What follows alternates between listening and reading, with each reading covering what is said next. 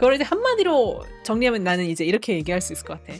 5살 어린아이의 그 포스가 조금 아니야.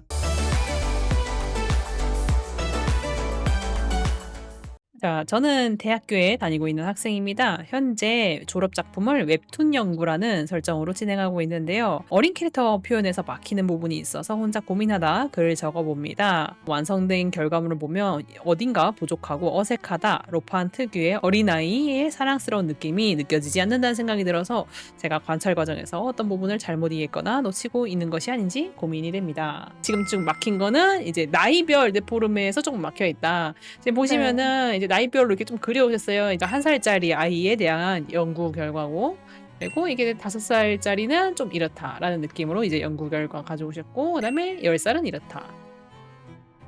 지금 나이 벽 바뀔 때마다 이제 어떤 식으로 변화하는지 직접 한번 그려보셨는데, 자기가 좀 알아낸 부분이 있으면 간략하게만 혹시 설명해 주실 수 있어요? 이게 1살인 경우 좀 어떻게 되나? 사실 되게 이 부분을 설명하기가 되게 응, 응. 애매했던 게 뭐냐면은 로판 장르 같은 경우에는 그 등신대를 되게 짧게 잡더라고요. 실제 인물보다 한 2살, 3살 정도를 어리게 잡는 것 같다라고 생각을 하고 작업을 했거든요. 그쵸. 예. 전체적으로 되게 사랑스럽게 묘사를 한다라고 생각을 하고 작업을 했었는데 표현하신 부분이 다 달라가지고 너무 아무래도. 긴가민가 하더라고요. 네. 자기가 보기에는 뭔가 불만이 있으니까 이제 저를 찾아온 거잖아요. 한번 어떤 부분이 좀 마음에 안 들었는지 얘기해 줄 수 있어요? 로판 장르를 찾아보면 되게 사랑스럽다, 아 뭔가 되게 분홍빛이 돈다 이런 느낌이 드는데 그런 사랑스러운 느낌이 조금 덜 느껴지지 않나, 또는 조금 더 연령대가 있게 그리는 건가라는 생각을 조금 했었거든요. 그리고 얼굴 정면샷 같은 경우에는 눈의 크기가 너무 큰가? 약간 이런 생각을 조금 하면서 그렸어요.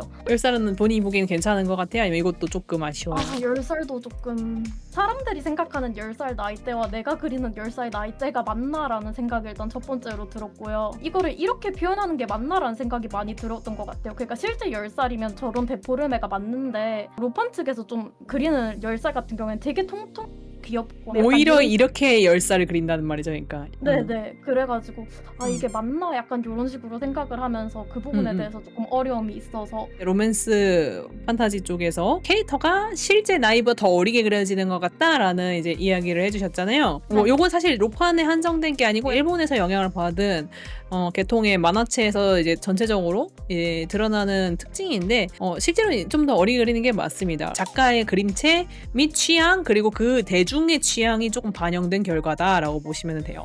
그거 외에도 사실 이제 그냥 작가님들마다 이렇게 나이별로 이렇게 데포르메를 정리할 수 있는 분들이 많이 없어요. 난이도가 높은 작업이거든요. 자기가 지금 힘들어하는 게 당연한 거가 어려운 거가 맞아요. 그렇기 때문에 너무 많은 걸 참고하기보다는 이제 자기는 자기의 맥락을 잡고 가시는 게 좋아요. 그러니까 자기가 보기에 10살은 이 정도다라는 나름대로의 그거가 좀 잡혀 있을 거 아니에요. 그럼 네네. 그거를 같이 재현하려고 한번 해보세요. 5살 아이가 지금 제일 불만이 많은 거잖아요, 일단 그림 자체가. 자기가. 이거가 확실히 제가 봐도 좀 그래요. 이거는 좀 어떤 느낌이냐면은 애가 좀 노후해 보이는 거죠. 그걸 이제 한마디로 정리하면 나는 이제 이렇게 얘기할 수 있을 것 같아. 인생 2번째 살고 있는 것처럼 보여요. 5살 어린아이의 그 포스가 조금 아니야. 우리가 나이를 표현을 할 때 가장 크게 잡아야 될 포인트가 사실은 이제 턱길이입니다. 턱길이. 일단은 우리가 머리의 구조에 대해서 간단하게만 제가 설명을 드리자면은 여기 뇌가 들어있는 두개골 부분이 있고, 그리고 거기에 얼굴과 턱뼈가 이렇게 붙어있는 구조예요. 그래서 이 부분을 우리가 보통 얼굴이라고 하죠. 자, 우리가 갓 태어났을 때는요, 뇌 크기가 어느 정도는 이미 자란 상태에서 나와요. 그래가지고 애기일 때도 여전히 두개골이 생각보다 크기가 있어요. 자기 몸에 비해서. 근데 턱이 발달이 아직 덜 됐어요. 그래서 보통 어떻게 되어 있냐면은 턱이 되게 짧습니다. 이게 애기 얼굴이에요. 두개골이 큰데 턱이 짧은 상태인 거예요. 이렇게 되면은 어떤 형태가 되냐면은, 자, 여기다 눈, 코, 입을 대략적으로 그려보면은 여기는 눈, 코, 입이 이렇게 됩니다. 이렇게 될 건데 얘는 여기가 좁잖아요. 그러면 이제 여 안에 이제 꾸겨 넣어야겠죠, 얘를. 그러면 이제 어떻게 되냐면은요, 전반적으로 눈, 코, 입이 차지하고 있는 비중이 짧아질 수밖에 없어요. 머리 전체 사이즈에 비해서. 일부러 똑같은 사이즈로 맞춰볼게요, 얼굴 두 개를. 자, 그러면은요, 요 사이즈 대비해서 얘가 얼굴이 가지고 있는 영역이 5밖에 안 돼요. 이런 거를 어떤 식으로 표현을 하냐면은, 어린아이는 이마가 넓다, 이런 식으로 표현하기도 하고요. 아니면은 이제 눈 위치가 밑에 있다, 이렇게 표현하기도 해요. 결과적으로 말하자면은 얼굴이 세로가 짧을수록 어려 보입니다. 요거를 좀 더 간추려서 한 번 더 말씀을 드리자면 약간 이런 느낌인 거예요. 근데 요런 느낌이 드는 거랑 요 느낌이 들었을 때의 차이입니다. 자, 누가 더 어려 보여요? 오른쪽이 더 어려 보여요. 그쵸? 딱 느껴지죠? 이렇게 대충 그렸는데도 느껴지지 않아요? 뭔가 오른쪽이 네. 좀 더 아동의 느낌에 가까워지죠?